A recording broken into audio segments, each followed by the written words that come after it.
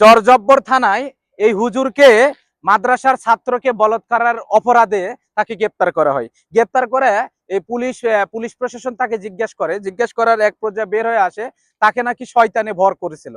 এই শয়তানে ভর করার কারণে এই ছোট বাচ্চার সাথে সে বলাৎকার করছে, এটা সে স্বীকার করছে। এখন আমার কথা হচ্ছে, শয়তানে কি শুধু আপনাদেরই ভর করে? শয়তান তো প্রত্যেকটা মানুষের সাথে আছে। শয়তানের কাজই হচ্ছে শয়তানি করা। আপনি কি শয়তানের ফালদায় পড়ে আপনি এই ধরনের অপকর্ম করে বেড়াবেন? এখন কথা হচ্ছে, আমাদের এই সমাজের মানুষগুলো কতটুকু নিরাপদ? আপনি কতটুকু নিরাপদ? আপনার সন্তান মাদ্রাসাতে দিয়ে আপনি কতটুকু নিরাপদ আছেন? আমি মাদ্রাসার বিপক্ষে কথা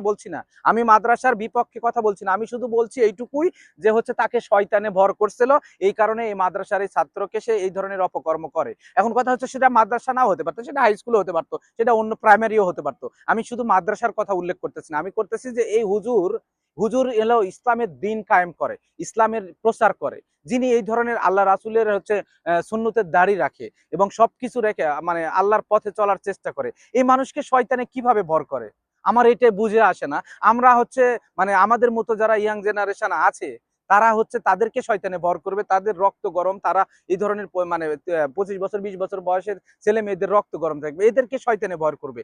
আপনাদের মতো হুজুর, আপনাদের মতো 50 পার হয়ে গেছে, 40 পার হয়ে গেছে, আপনাদেরকে কিভাবে শয়তানে ভর করে? আর এই শয়তানে ভর করলে আপনি একটা বাচ্চাকে ধরে এসে বলাৎকার করবেন? এটা কি ধরনের আইন, কি ধরনের ইসলাম প্রচার করেন আপনারা? আপনাদের কাছ থেকে যে ছাত্রগুলা বের হবে, এই ছাত্রগুলা বাংলাদেশে কি এই ধরনের কোনো কিছু প্রচার করবে? আপনারা এটা কি বৈধতা দিতে চাচ্ছেন?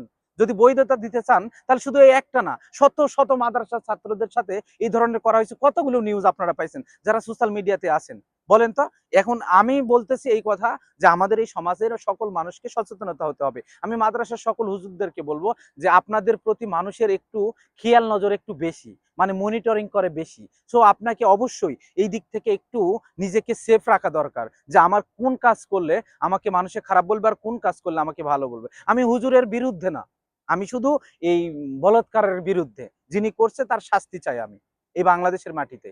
এই সর্বোচ্চ আইনের শাস্তি এগুলোর হওয়া দরকার এই বাংলাদেশে। প্লিজ এই ধরনের অপকর্ম থেকে আপনারা বিরত থাকুন। কারণ আমার বাচ্চাকে আমি হাফেজ বানানোর জন্য, কোরআন শিক্ষা দেওয়ার জন্য আমি আপনার কাছে পাঠাইছি। আপনি যদি আমার বাচ্চাকে এই ধরনের কাজ করেন, তাহলে আমি এটার জন্য কি তীব্র প্রতিবাদ জানাবো। আমি সেই দিক থেকেই আমি তীব্র প্রতিবাদ জানাচ্ছি এবং নিন্দা জানাচ্ছি। এই ধরনের অপকর্ম যারা করে তাদের যেন সর্বোচ্চ শাস্তি হয় বাংলাদেশের আইনে। প্লিজ।